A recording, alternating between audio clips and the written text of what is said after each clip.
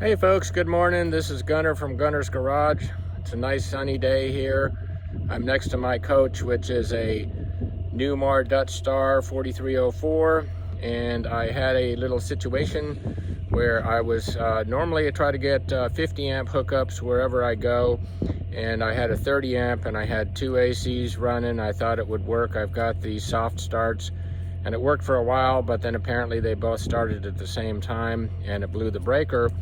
But then when I turned the breaker back on, the little monitor system that it goes through its routine to get your electricity back into the coach wasn't working. So I was investigating the automatic transfer switch, and I tapped on it, I touched one of the contactors, and it started working.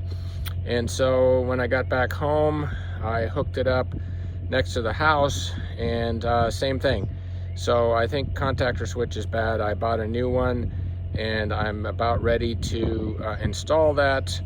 And so you can see maybe behind me, that's gonna be right in that electrical compartment there. So I'll go ahead and get going on that and tell you a few things on how to replace that. Here I am in my electrical reel area, and my contactor switch, automatic transfer switch, which has the two contactors in there, one for the generator and one for the shore power, 50 amp or 30 amp, and it's right inside this metal box right here. So I can show you pretty much to cover. Right now I've got the generator running. Everything seems to be working okay. I've got this metal cover comes right off.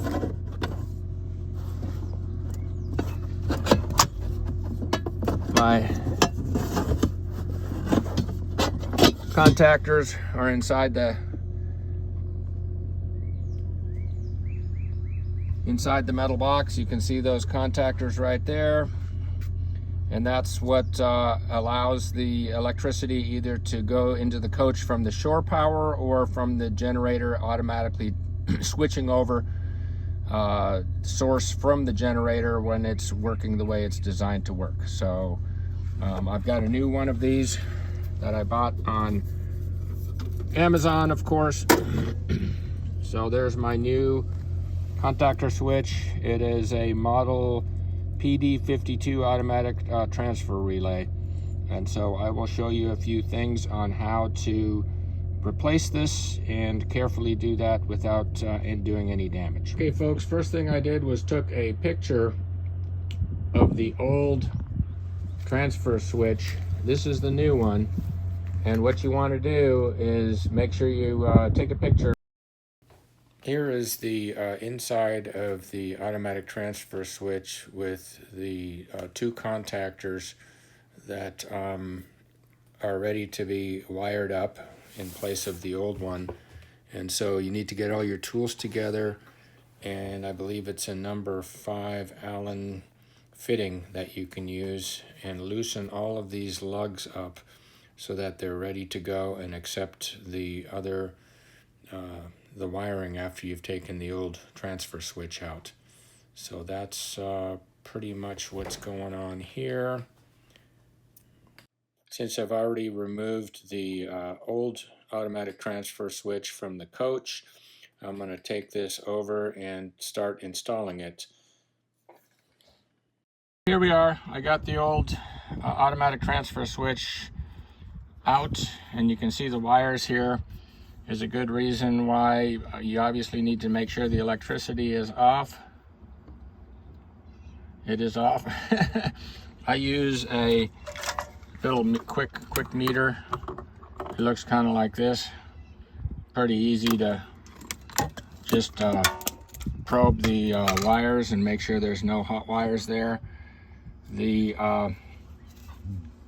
wires in the bottom are feeding from the generator and from the shore power on the right and the generator on the left.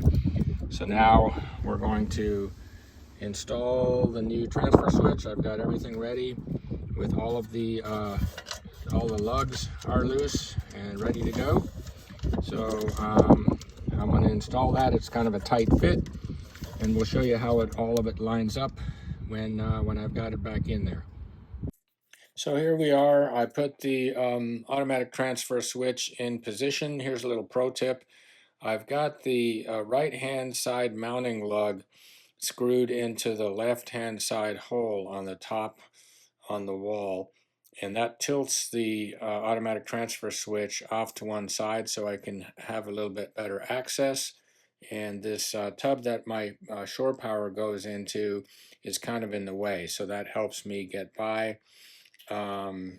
Also, there are some collars that hold the cable sheathing in place onto the box, and you'll have to loosen those up and then reinstall them over the wires before you attach the wires.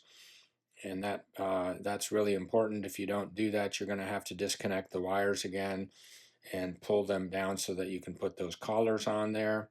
The wires on the bottom right were very thick, and so I had to make sure I twisted those very well, and I used needle nose pliers, and my my other hand had the tool to tighten up the wire. And so that's probably one of the areas that was a little more difficult, because I really had to twist those wires. They're very thick, and all the other wires went in very easily. I've got all 3 green lights on my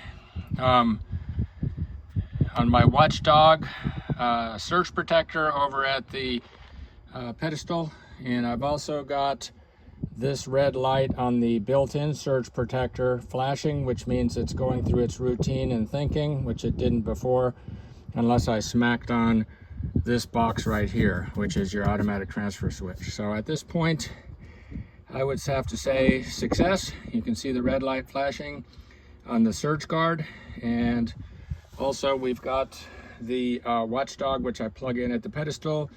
All 5 lights are green. I'm going to put the cover back on, and we are ready to go. Not really a hard job, but probably saved yourself several $100s of having somebody come and replace that for you.